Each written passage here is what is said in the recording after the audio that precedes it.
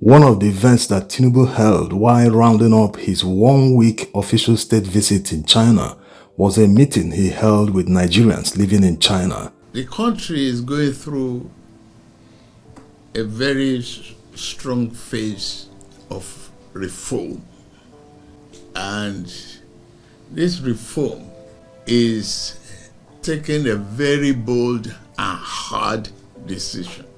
When he talks about making bold and hard decisions, do they include splurging on a presidential yacht? And Nigeria's presidential yacht was spotted in the French Riviera. Who might be coasting and holidaying with the presidential yacht when Tinubu is in faraway China on a state visit? What about the over 200 billion naira new presidential jet? Is it included in the bold and hard decisions, or is it exempted? For example, you might be hearing from home now in the last few days about fuel prices. But can we help it? Can we develop? You use their good roads there. You see electricity being constant. You see water supply being constant and running. And you see there are good schools. And so good roads here. I want to emulate and reflect it back home.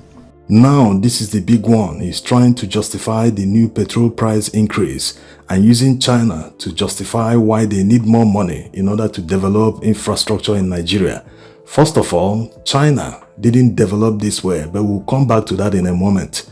Tinubu reneged on his promise. He made the promise to the NLC. That was the reason they accepted 70,000 naira minimum wage. And that promise was that the government will not increase petrol price until they negotiate again with the NLC. That negotiation was predicted to happen before 3 years. So he has reneged on his promise. Of course, the NLC already reacted to this in a statement they released. By the way, no one is yet to earn the 70,000 naira minimum wage. It has been passed into law, but implementation is yet to take off. Now, back to how China executed their economic miracle. If anyone truly wants to emulate what China did, they need to start from the basics. Remember, during the campaigns, Petrol was always referencing China while making his argument. At the end of the day, the APC guys kept mocking him for it. Today, they are in China trying to use China's economic miracle to justify increase in petrol price. But China never started this way. At the outset, even starting from way back in 1960 when Nigeria got independence, Nigeria's GDP at the time was higher than that of China. In fact, Nigeria had more economic prospect than China.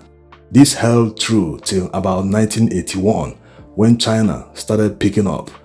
Their GDP will eventually surpass that of Nigeria around the mid-80s. From there, they never looked back. Today, they are the second largest economy in the world.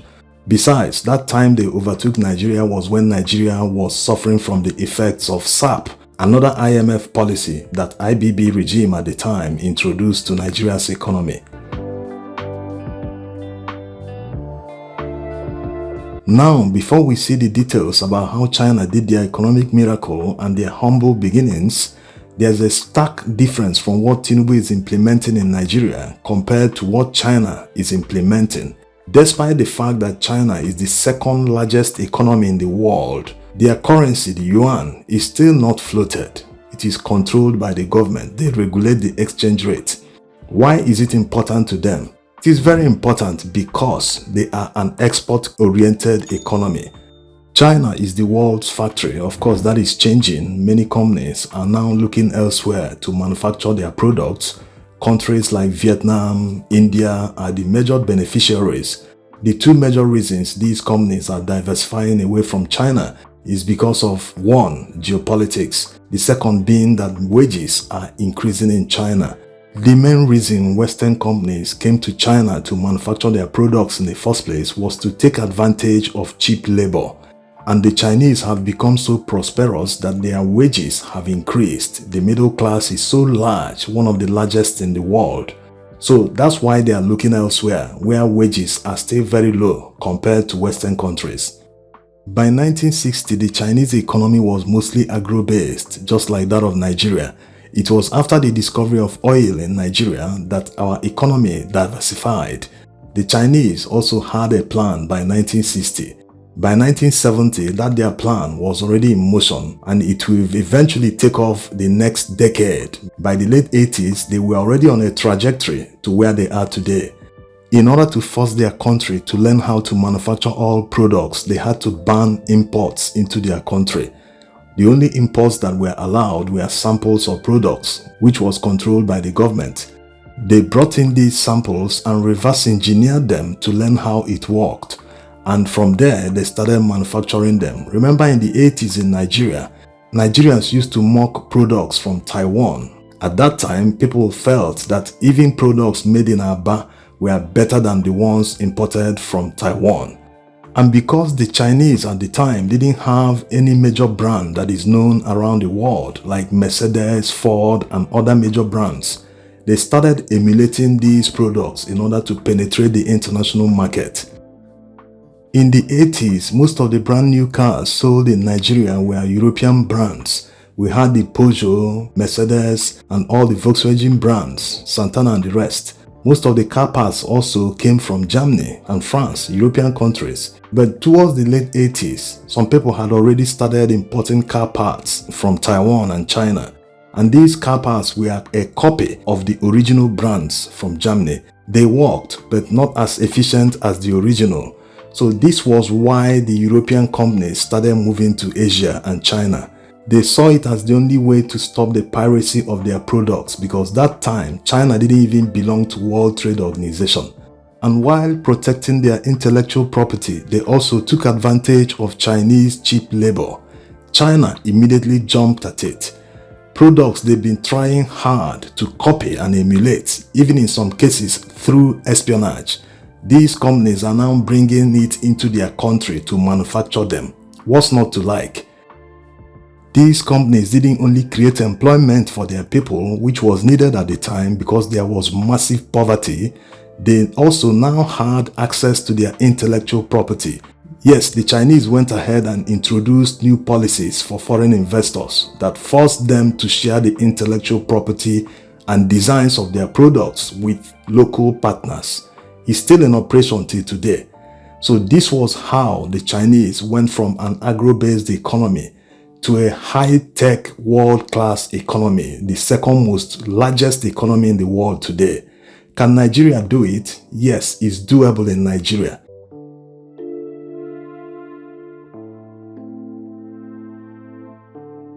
Yes, it's doable in Nigeria, but before we see that, let's look at Tinubu's false premise. Before anyone can achieve China's level of development, you cannot start out by taxing Nigerians to death. 8:55, oh. Latest news, 8:55. NNPC, Aola Rodo Ikoyi. Petrol that is refined from crude oil. Crude oil is found in Nigeria in abundance, but Nigerians cannot afford it. So these are the issues. The way they are taxing Nigerians means they want Nigerians to stop importation. Because it doesn't make any sense that a merchant will pay more than 20 million naira to clear a 40-feet container and they expect products to be affordable. It's not possible. So if the government is moving in that direction, increasing the cost of everything so as to force people to manufacture locally, the question to ask is, did the government create the enabling environment for manufacturing to thrive? The answer is no. Even petrol that is refined in Nigeria by Dangote refinery is still not affordable. Crude oil that is shipped from Niger Delta to Dangote refinery, he refines it and it ends up in the filling station. Nigerians can't buy them. In terms of infrastructure, what the government needs to do is two basic things. They need to focus on creating the basic infrastructure that supports life. Yes, we have to be alive first before talking about manufacturing anything or building any factory. There must be water in abundance. There must be good roads. There must be electricity supply that is available and reliable, not the epileptic supply they supply factories and homes. The second part is developing Nigeria's abundant natural resources, which forms part of the raw materials used in manufacturing products. When we say developing natural resources, it doesn't mean they should go to China or foreign countries to invite miners to come and mine and export to their countries to use them to manufacture products which in turn will be shipped to Nigeria. No, they can do it with local companies. Just create an enabling environment. They should not focus on tax and money today. If they have their eyes on the balls, on the objective, like the Chinese did in the 70s and the 60s, it is achievable. Just work with local companies, give them all that they need to succeed, and before you know it, they will create a huge export market in Nigeria. That's how it works. You can't be telling Nigerians and others to sacrifice when you people are not even sacrificing. You cannot expect Nigerians to manufacture products after making it nearly impossible for companies to operate. How do they do it? Are they going to perform magic? To show you that it is not working, companies are already leaving, closing shop in Nigeria. So it is not working. They need to create that environment that will support local manufacturing. And now that the local manufacturing is yet to take off, customs duty shouldn't be seen as a way of generating revenue because you already know that your country is dependent on importation. Why do you have to overtax it? If you do that, you make life unbearable for people. In order to be competitive in the international market, you need to use what you have to your own advantage to better others. You don't use what you have to disadvantage yourself. Remember one time when the world, nearly the Western world, banned Chinese steel. Yes, because they said that China was dumping steel and iron in their countries, which caused many steel companies in Western world to close down. One was sold in the UK. Many countries, they lost their steel industry to Chinese cheap imports. And when you look at it, China doesn't have iron ore. Even if they do not have to the level that they export. They buy all this iron ore from Africa and many countries.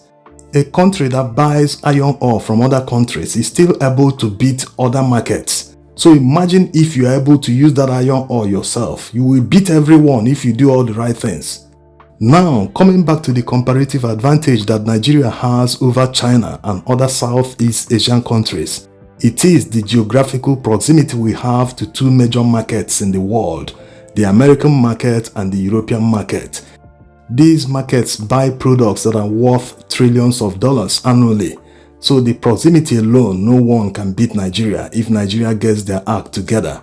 Why do you think most of these Western countries are against Nigeria developing? They know that we will take their jobs. Yes, China did it. Once you have products that are competitive in quality and price, you will beat others. Many factories will close down as a result, so they are aware of it.